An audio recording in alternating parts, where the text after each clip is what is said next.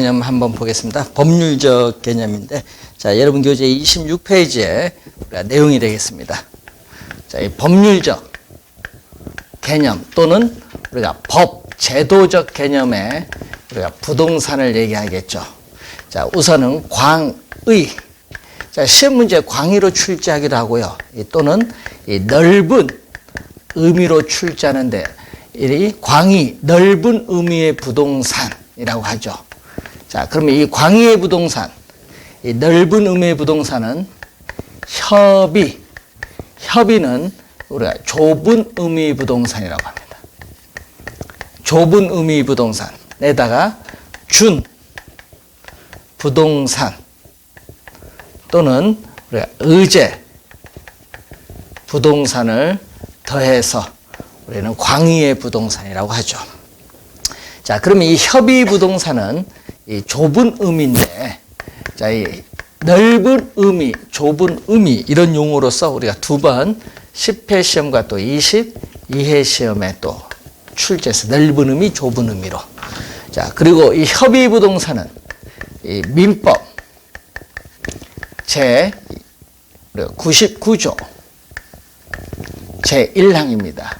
자, 제 1항에 보면은 토지 및 그 정착물은 부동산이다. 그리고 2항은 이건 1항이고 2항은 부동산 이외의 물건은 동산이다 얘기입니다. 그럼 부동산이 아니면 동산인데 토지 및 그 정착물이 우리는 좁은 의미의 부동산. 22회 시험에도 나오고 10회도 출제를 또 했던 내용이죠. 자, 그리고 이 협의 부동산은 민법 조문을 가지고 정의를 내렸기 때문에 이 협의 부동산을 우리는 민법상 부동산이라고 한다. 이 협의 부동산을 우리는 민법상 부동산이라는 용어를 사용하는데, 이 민법상 부동산은 우리가 토지와 정착물로 구성되는데, 이 토지는 이미 우리가 배웠던 내용이죠. 바로 민법 제212조에서 토지 소유권의 공간적 범위를 의미하는 거죠. 지표권, 지하권, 공중권으로 구성이 되었습니다. 자, 그러면 이제 정착물만 공부하면 되는데, 자, 이 정착물에 있어서의 개념을 보면은, 자, 정착물의 개념 보면은 우선은 정착물은 원래는 동산이었어요.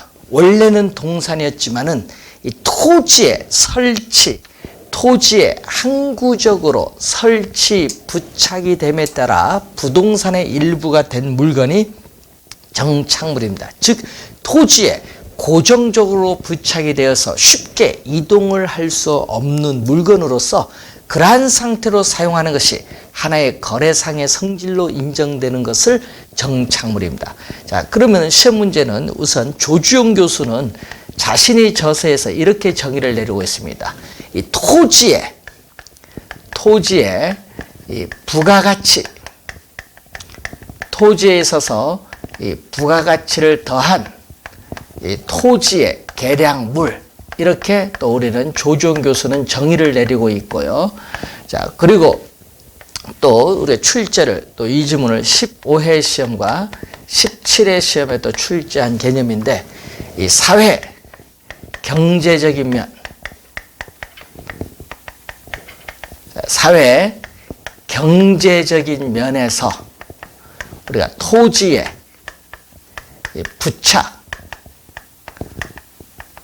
부착됨에 따라, 토지의 부착됨에 따라, 시험 지문에 이게 좀 중요하죠. 토지의 부착됨에 따라 이 계속적으로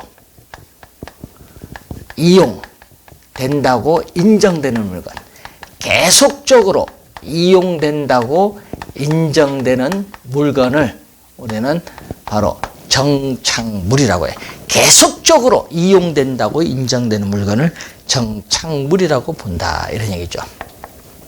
자, 그러면 이 정착된 물건인데, 그럼 이 정착물에는 두 가지 종류가 있어요. 자, 토지와 분리하여 독립된 부동산으로 간주되는 독립 정착물이 있고, 또 하나가 토지의 일부로 간주되는 우리 종속 정착물이 있습니다. 자, 이때 토지의 일부로 우리 토지와 분리하여 독립된 부동산으로 간주되는 대표적인 건물이죠.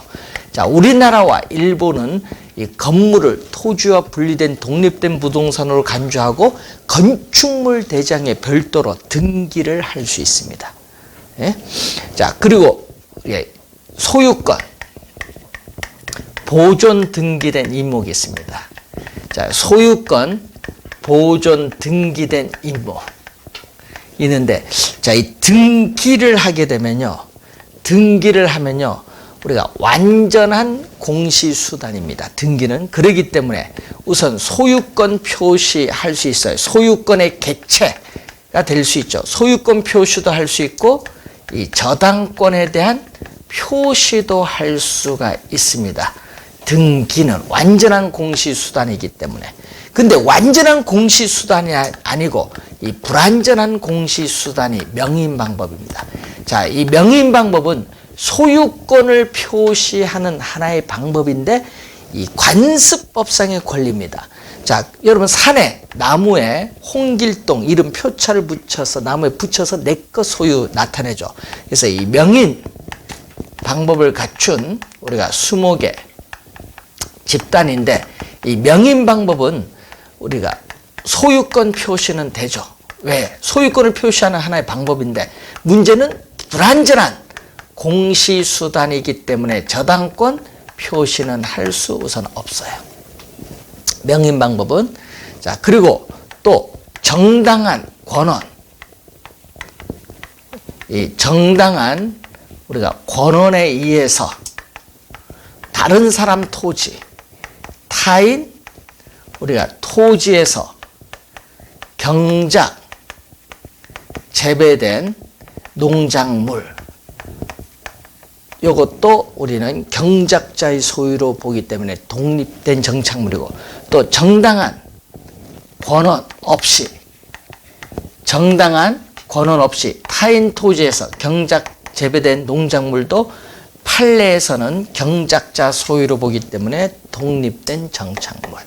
자, 그래서 시험 문제 한번 출제를 했는데, 자, 27페이지 문제 3번 보시면은 다음 토지의 정착물 중 토지와 독립된 것이 아닌 것인데 네 가지는 지금 설명했고 국어가 정답이죠. 농촌의 논 옆에 소규모 수로부지, 이게 국어인데 문제는 이 국어는 지목 중에 하나입니다. 국어는 종속정착물이에요.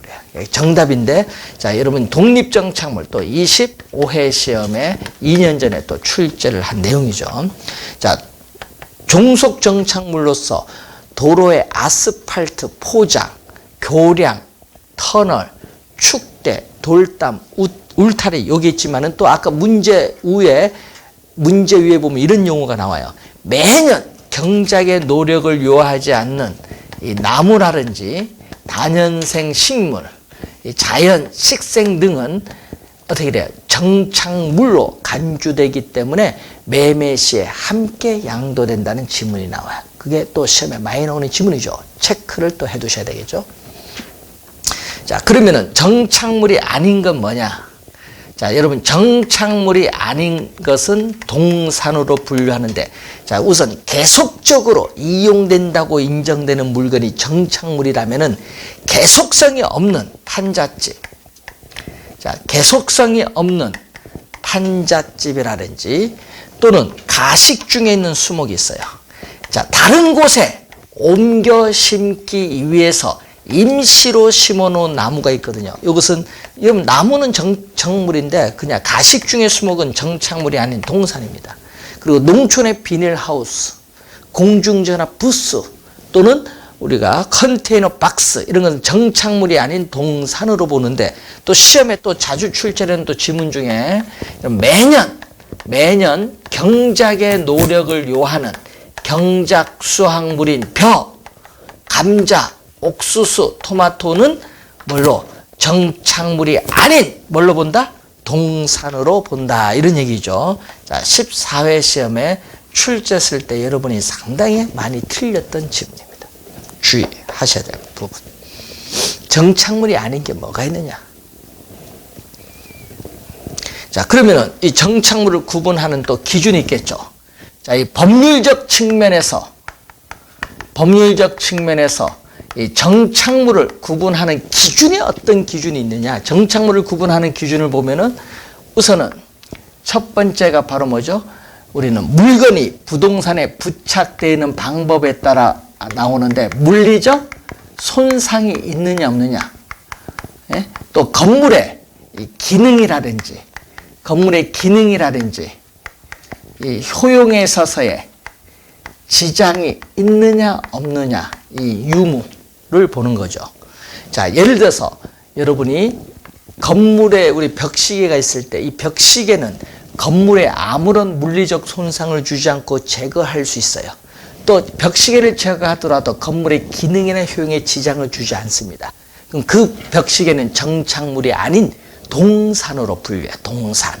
그런데 이 화장실에 있는 수도꼭지는 건물에 아무런 물리적 손상을 주지 않고 제거할 수 있지만 수돗물을 이용 못하기 때문에 건물의 기능 효용에 지장을 줍니다.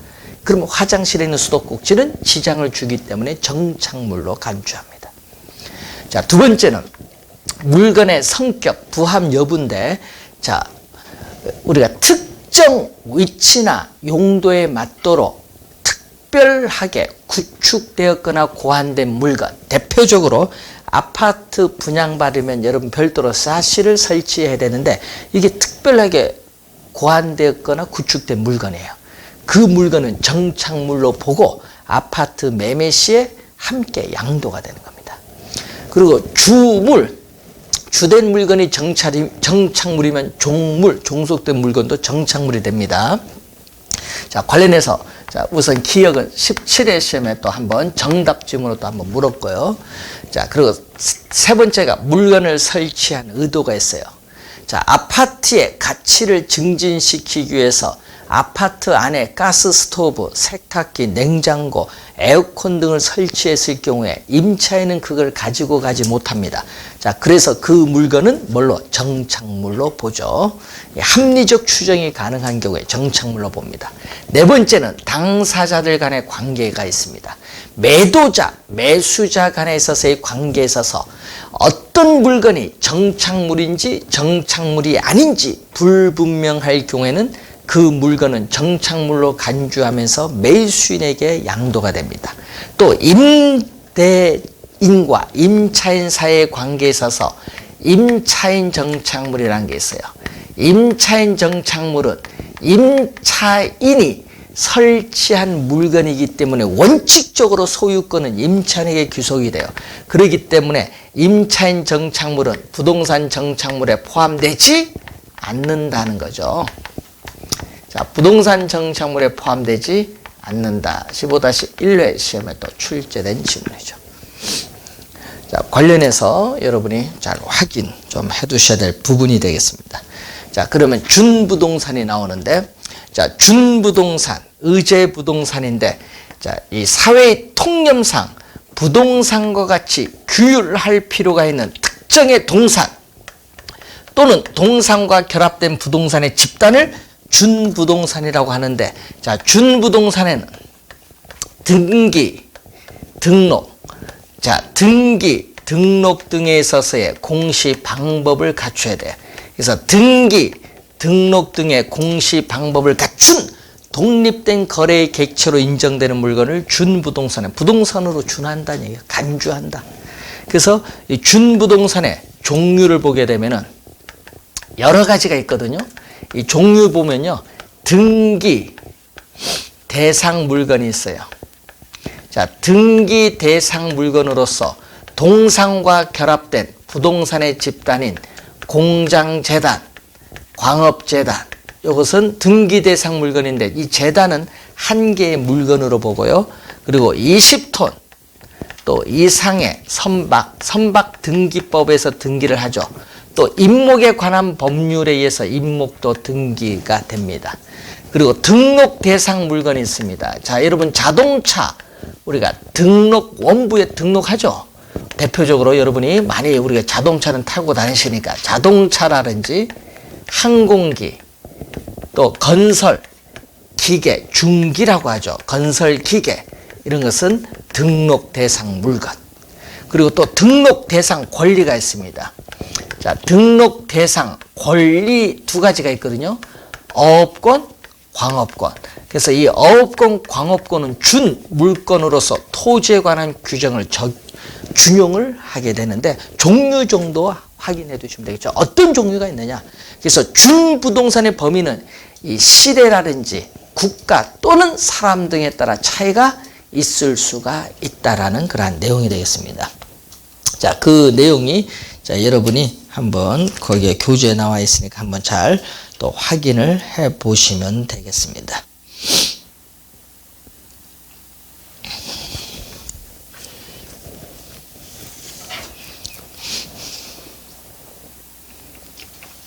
자, 여러분 교재에 관련해서 이제 31페이지 보시면은 부동산의 분류가 나오죠.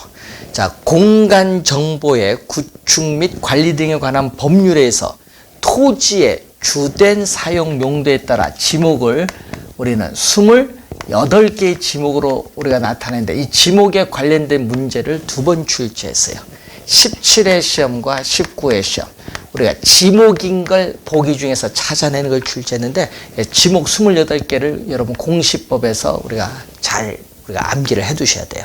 그래서 지목으로 출제를 했었고 또 거기에 국토의 계획 및 이용에 관한 법률, 이 국토계획법상 용도지역, 용도지구, 용도구역이 나오는데 또 여기서도 우리가 시험에 또 개론에 가끔 정책에 가끔 출제를 해요. 작년에 자연환경 보전 지역이 또 출제를 또 했습니다. 또 지구 단위 계획도 출제했고. 그래서 가끔 지문 속에 출제를 하기 때문에 좀 공법에서 나중에 자세히 배우고요. 우리 개론에서는 이 부동산 활동에 따르는 우리가 뭐가 되죠? 우리가 이 용어, 토지 용어가 우리가 상당히 중요합니다. 자, 그러면은 거기에 지목대가 있거든요. 우리가 지목대란 게 있어요. 자, 우리가 지목 28개 중에 하나인 대인데 여기 상당히 우리나라 전국도가 산맥으로 많이 구성되다 보니까 대가 적어요. 예? 그래서 이 대는 이 주거용 주택, 상업용 점포 등 영구적인 구축물에 제공되는 토지가 지목됩니다. 그러니까 이게 상당히 주택, 상가 지을 수 있는 땅이 상당히 적다는 얘기입니다. 이게 여기 얼마 안 돼요. 자, 그런데 문제는 여기다가 뭐가 들어가냐? 공업용이 들어갑니다. 그럼 시험 문제에 22회 시험에 출제를 했는데 주거용, 상업용, 공업용으로 이용 중이거나 이용 가능한 이 토지를 우리 뭐라고 하냐? 택지라고 하는데 이 택지의 개념이 또 22회 시험에 또 출제를 한번 했는데 이 감정평가상의 용어입니다. 자, 택지는 우리는 감정평가상의 용어. 뭐 택지가 그러면 여러분 또 우리 보다 보면 택지 말고 또 비택지라는 용어가 가끔 나오는데 비택지는 택지가 아닌 것은요. 농지, 임지야. 그래서 여러분 택지도 감정평가상의 용어면요. 농지, 임지도 감정평가상의 용어입니다. 자, 그러면은 감정평가상의 용어인데 쉽게 얘기하면요. 이 건축물 밑에 있는 것도 택지거든요. 그래서 건축물이 있거나 또 건축물이 없는데 또 지을 수 있는 땅도 택지야. 건축물이 있거나 또 바로 즉시 건축물을 지을 수 있는 땅. 건축물이 있거나 건축물을 바로 우리 지을 수 있는 땅. 즉 우리가 도로나 상하수도 등 이 기반 시설이 완비된 토지를 우리 뭐라고 하느냐? 택지. 쉽게 얘기하면 건축할 수 있는 우리가 토지를 우리는 바로 뭐라고 한다? 택지라고 합니다. 택지.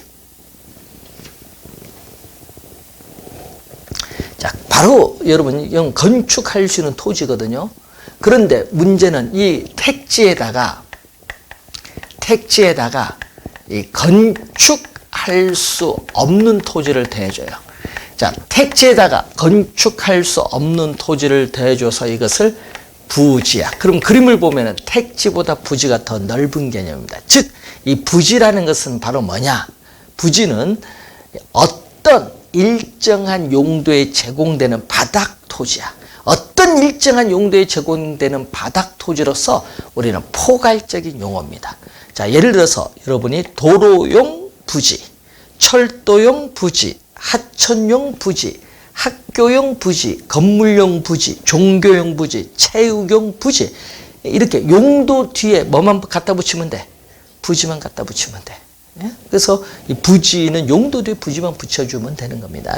그래서 택지보다는 더 넓은 개념인데 주의해야 될 것은 이 택지는 여러분이 건축법상 대지와 또 유사합니다.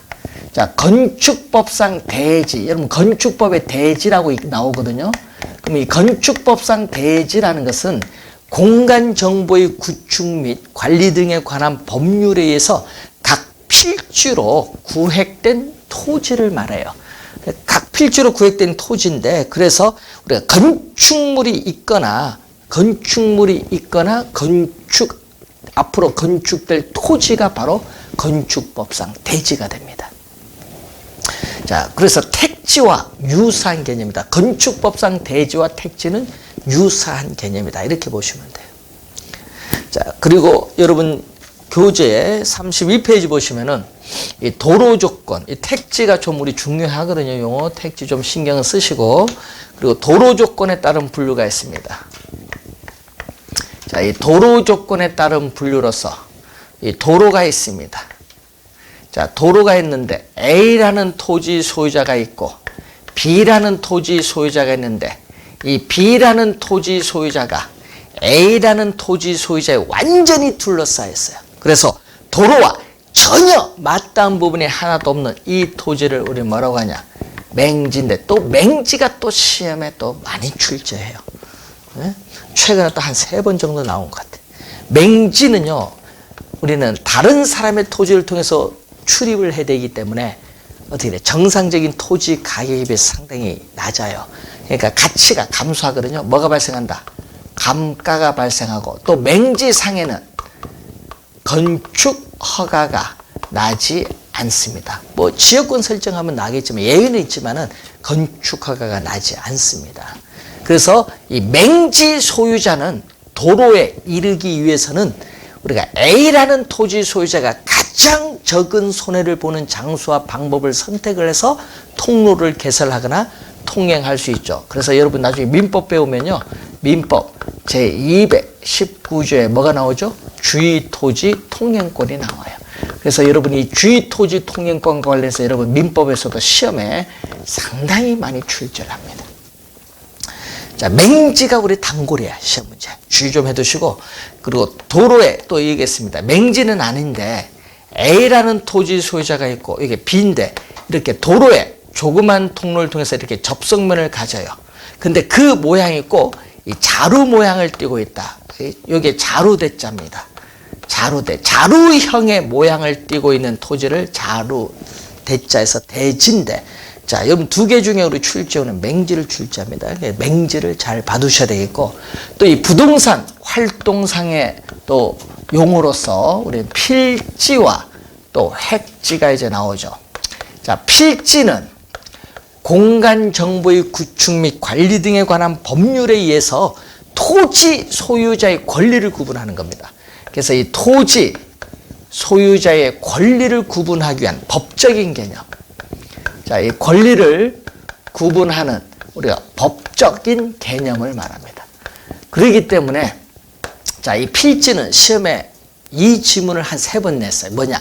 토지 주민등록번호가 지번입니다. 뭐 산 20번지. 이렇게 하나의 지번으로 둘러싸인 토지, 하나의 지번으로 둘러싸인 토지로서 법률적인 토지의 등록 단위를 우리는 필지, 이 지문을 우리는 벌써 18회 시험, 15-1회 시험, 22회 시험 벌써 3번 출제했어요.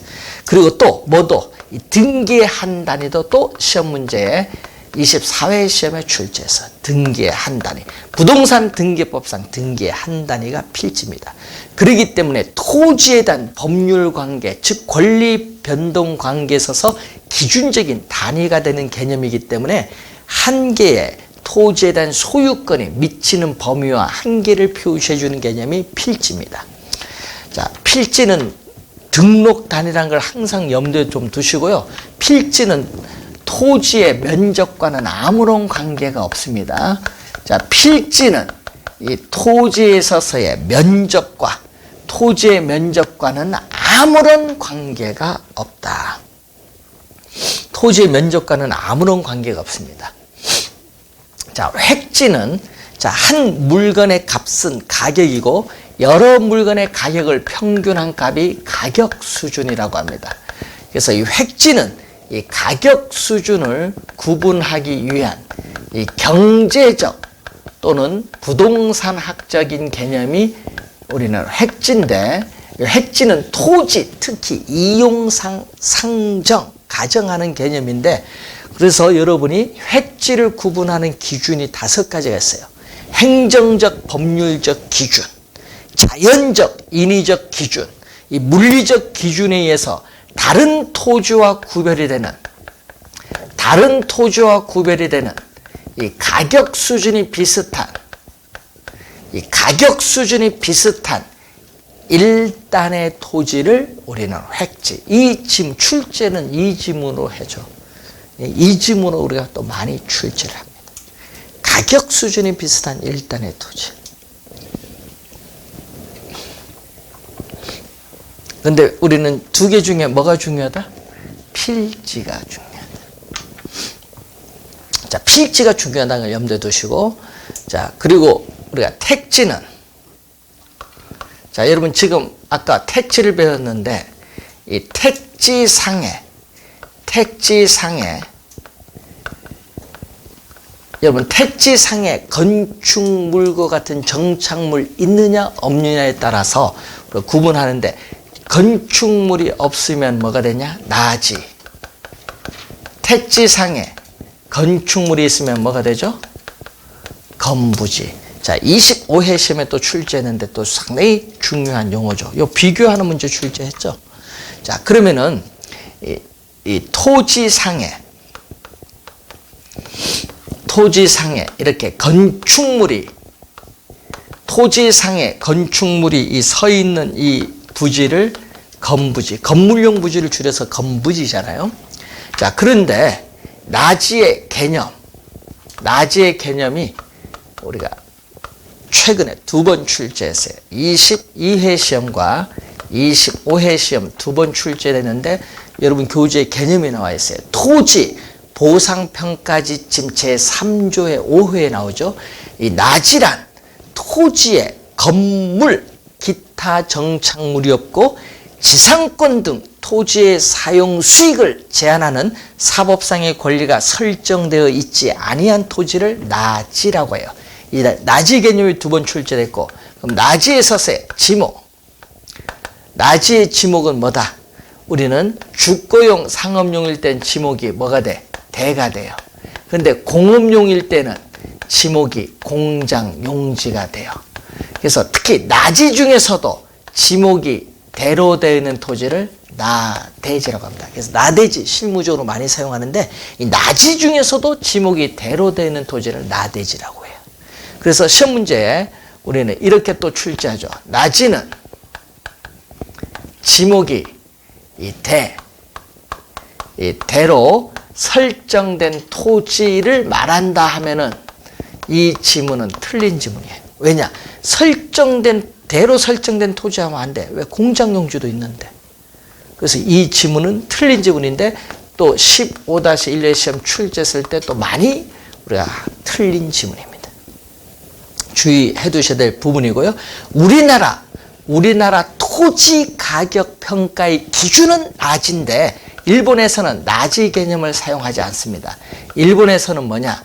갱지와 저지의 개념을 사용해요. 갱지, 저지. 그래서 이 갱지는 토지에 건물 또 기타의 정착물이 없어요. 그리고 공법상 규제가 있어요.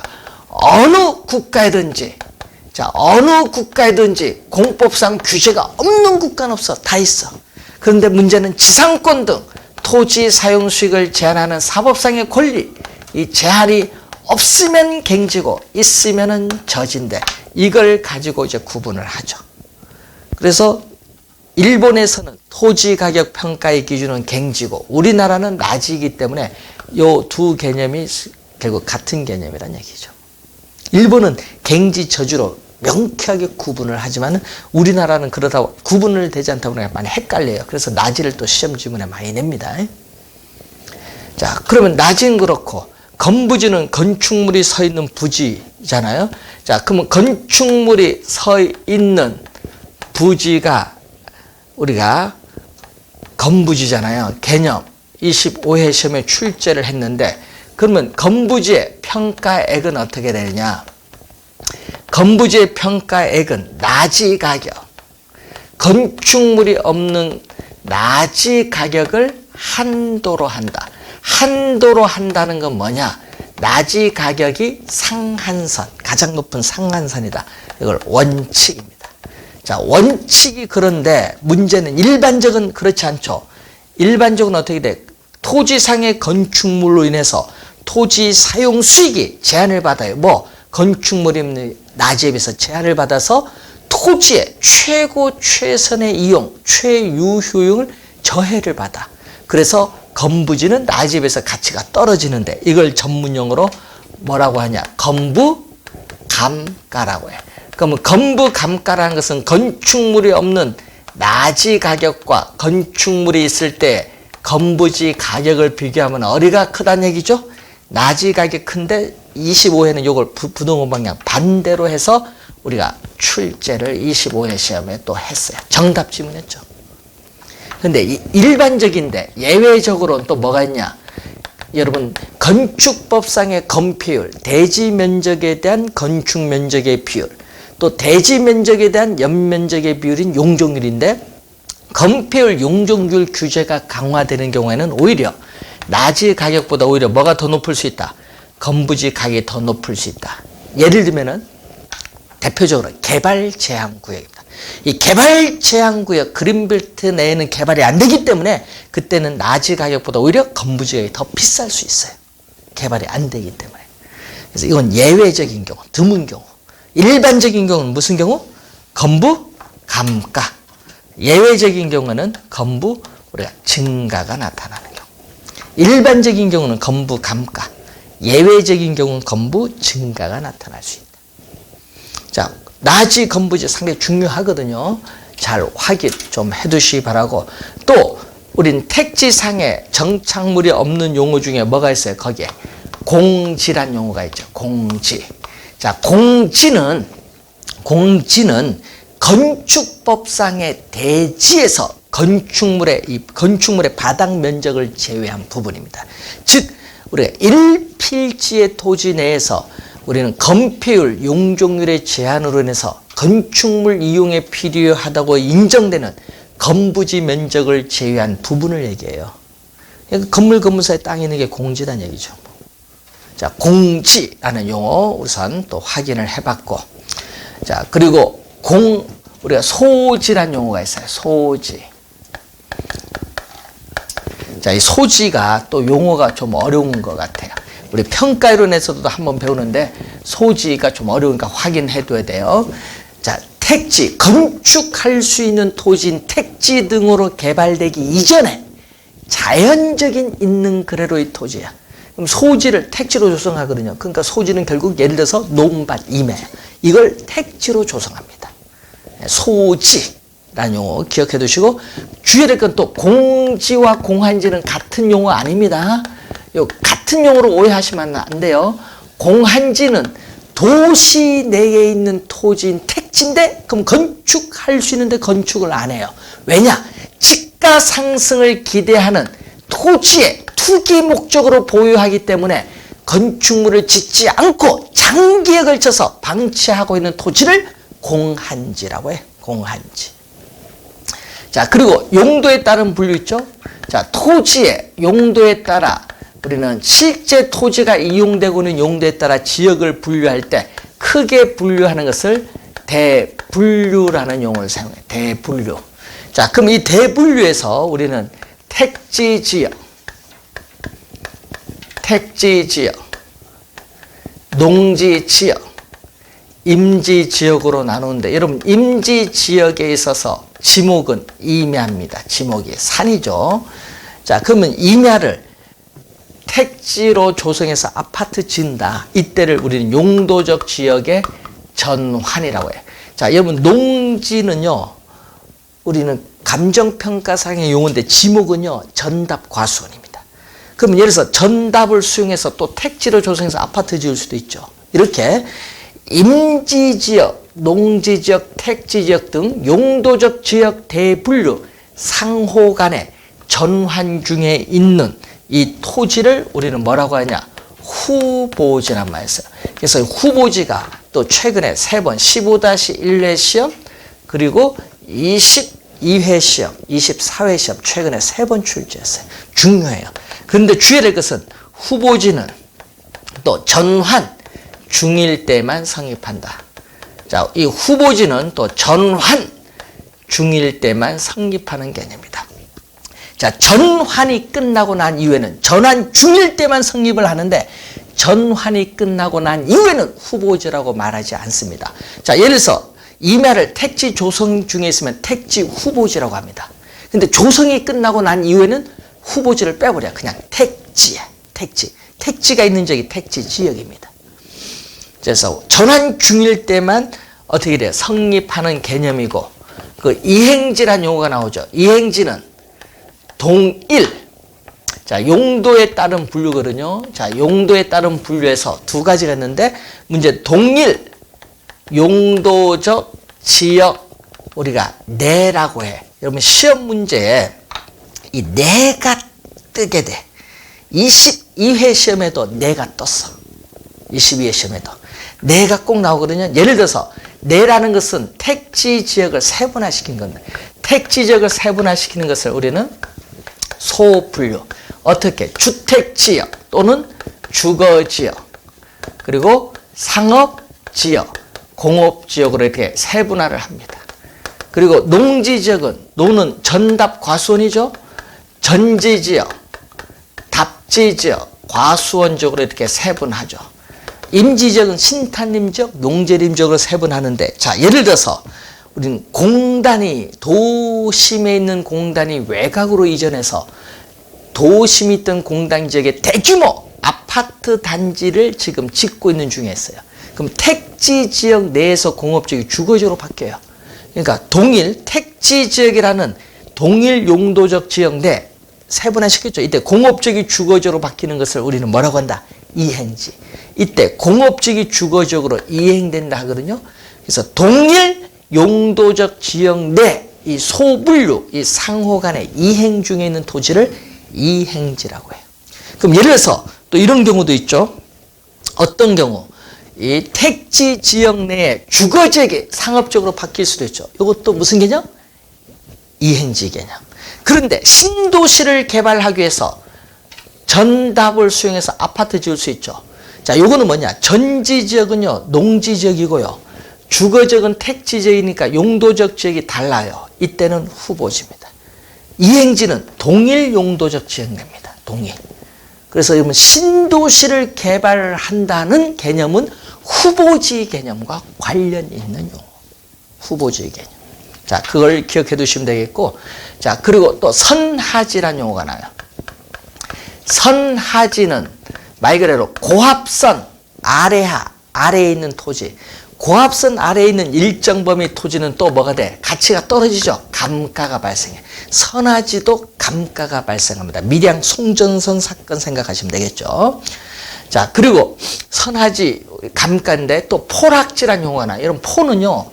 또 물수변자가 들어가거든요. 포락지는 개인의 사유지인 전답 등이 강물이나 냇물 등의 침식을 당해요. 그래서 우리는 집안이 절토되면서 무너져 내린 토지, 즉 하천으로 변한 토지를 포락지입니다. 시험 문제는 뭘로 출제됐느냐 하면요. 지적 공부에 등록된 토지가 이 집안이 물에 침식이 되어 집안이 절토되면서 수면 밑으로 잠긴 토지를 포락지라고 하는데 작년 시험에 출제를 했어요. 포락지 개념. 자, 그리고 법지란 용어가 있거든요. 자, 법지는 법적으로는 소유권은 우리가 인정되죠. 법적으로는 소유권은 인정되지만 실제 이용함으로써 얻는 이익은 거의 없거나 적은 토지를 말해요. 자, 법질은 이런 의미거든요. 자, 여기에 주택이 있어요. 이렇게 주택이 있고, 자, 여기도 주택이 이렇게 있는데, 문제는 이렇게 토지, 경사진 토지 부분에 붕괴를 막기 위해서 여기 뭐를 설치해요? 네? 축대를 설치를 했죠.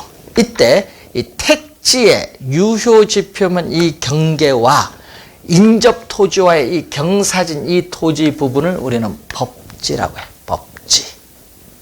경사진 토지 부분입니다. 네? 자, 그리고 빈지는 법지와 반대되는 개념이죠. 빈지는 법지와 반대되는 개념인데 법적으로는 소유권은 인정되지 않지만 이용 실익은 우리가 많은 토지죠. 이 빈지를 우리나라 공유수면관리법에서는 바닷가라고 합니다. 우리나라 공유수면관리법에서는 바닷가라고 하는 게 빈지입니다. 그럼 빈지는 뭐냐? 이런 의미죠. 서해안에서 만조, 수위선, 이 만조 수위선으로부터 이 지적공부에 등록된 이 사이에 있는 지적공부에 등록된 이 지역 사이에 있는 이 땅을 우리는 빈지, 바닷가고, 그럼 만조 수위선과 썰물에 있어서의 간조 수위선 사이에 있는 이 땅이 바로 뭘 의미하냐?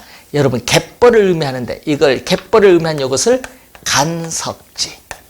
그럼 요 간조 수위선 밑에 물이 여기 생기잖아. 물이 있는 요게 바로 바다입니다. 빈지가 요거 지금 요거 바닷가라고 하는 겁니다. 자, 그리고 유휴지라는 용어가 나오죠. 자, 유휴지. 유휴지도 투기의 목적이야. 사회적으로 바람직스럽지 못하게 이용을 하지 않고 놀리고 있는 토지를 유휴지 개념. 유휴지 개념이고, 또 휴한지라는 게 있어요. 휴한지는 농지 등에 있어서, 자, 휴한지는 우리가 농지 등에 있어서 뭐를 목적으로 해? 지력 회복. 자, 농지 등에 있어서 지력, 땅의 힘 회복 등을 목적으로 정상적으로 쉬게 하는 토지, 휴경하고 있는 토지를 우리는 휴한지라는 용어를 사용을 하게 됩니다. 자, 이 토지 용어가 또 시험 문제 우리가 또 출제를 또 하는데 여러분이 박스를 통해서 자주 내거든요. 그래서 여러분 교재 보시면은 우리가 36페이지에 나오는 그런 유형, 이런 박스 형태로 출제를 많이 해요. 그래서 우리가 토지 용어를 정확하게 기억을 좀 해둬야 돼요. 원래 또 출제가 또 예상되는 부분, 토지 용어. 그리고 주택의 분류는 우리가 공법에서 건축법 배우는데 건축법상의 단독주택, 공동주택에서 이 용어를 배우게 되니까 공법에서 확인하면 되고, 우리는 개로는 이 토지 용어를 계속 출제한다는 거. 그래서 토지 용어, 실무적으로 이 토지는 어떤 용어로 불리우는가 상당히 중요하기 때문에 또 매년 출제를 합니다. 자, 그리고 39페이지에 토지 특성, 또 매년 출제되는 부분인데 이것은 잠시 쉬고 설명을 좀 하도록 하겠습니다.